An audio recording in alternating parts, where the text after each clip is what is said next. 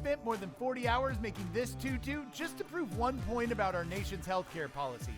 I know it doesn't seem like a tutu has anything to do with healthcare. However, our nation's healthcare system is broken, and the tutu market, well, it isn't. In fact, with the simple Ballet tutu, we can show how the government is throwing away $150 billion in healthcare. So let's start with the tutu market.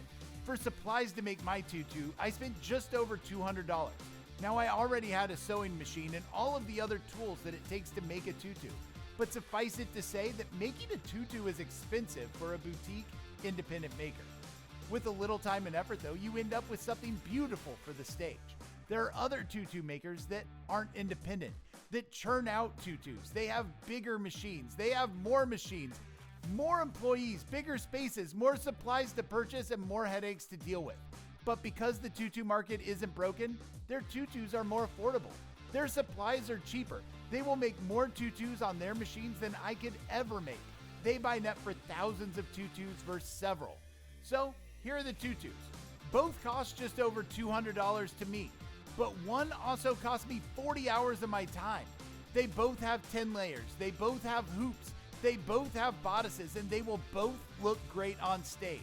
Now, I'm partial to mine, but in general, same product, same price.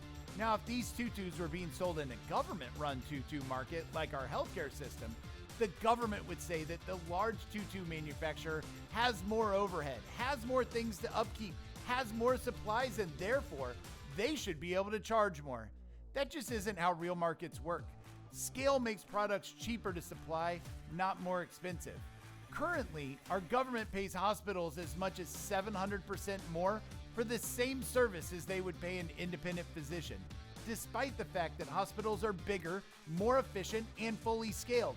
In fact, this has fueled the hospital systems around the country to buy up as many independent doctors as possible, allowing these hospitals to make even more money just by changing the sign over the door and laughing all the way to the bank with taxpayer money.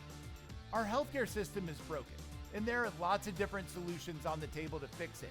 But this is the one fix needed to keep healthcare from accelerating in the wrong direction.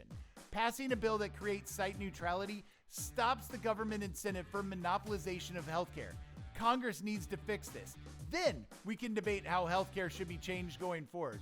In fact, if Congress doesn't fix this, maybe my next video should be making a clown costume.